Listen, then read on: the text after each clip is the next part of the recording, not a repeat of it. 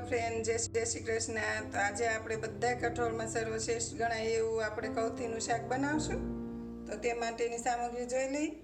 કૌથીને સાંજે પલાળી દેવાની, પછી સવારમાં બાફી લેવાની, 6 ચીટી કરવાની। ફૂલ ગેસ હોય તો 5 થી 6 અને ધીમો ગેસ હોય તો 2 થી 3 ચીટી કરો તો બફાઈ જાય। વઘાર માટે તેલ, જીરું, રાઈ, આદુ, લસણ, મરચાં, કાંદા, ટમેટાં, હિંગ, મરચું, હળદર, સ્વાદ પ્રમાણે મીઠું, ધાણા જીરું અને પાણી।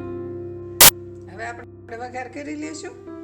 તો કૌથીનું શાક અઠવાડિયામાં 2 થી 3 વાર ખાવાથી પેટમાં પથરી હોય તો એને નીકળવામાં મદદ કરે છે અને પેટના કોઈ પણ રોગો હોય તો તેને મદદરૂપ થઈ શકે છે।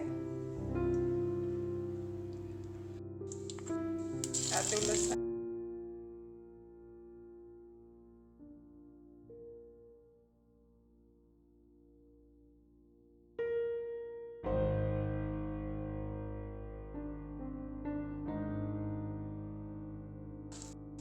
આપણે અત્યારે આમાં કાંદા લસણ યુઝ કર્યું છે। તમે કાંદા લસણ ન ખાતા હોય તો ગરમ મસાલો યુઝ કરી શકો છો। આપણે ગરમ મસાલો યુઝ નથી કર્યો।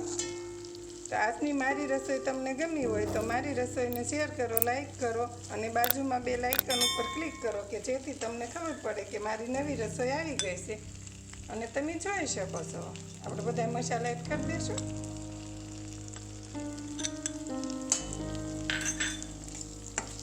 પછી મીઠું કે મરચું તમે તમારા સ્વાદ પ્રમાણે ઓછા વધુ કરી શકો છો।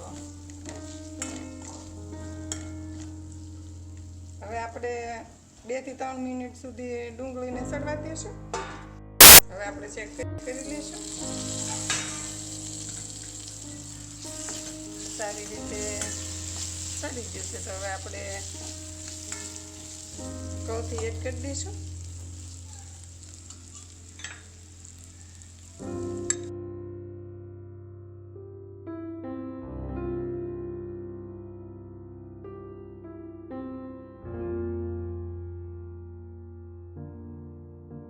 આ બાફેલું પાણી છે અને આપણે જરૂર હોય એટલું શાકમાં એડ કરી દેવાનું।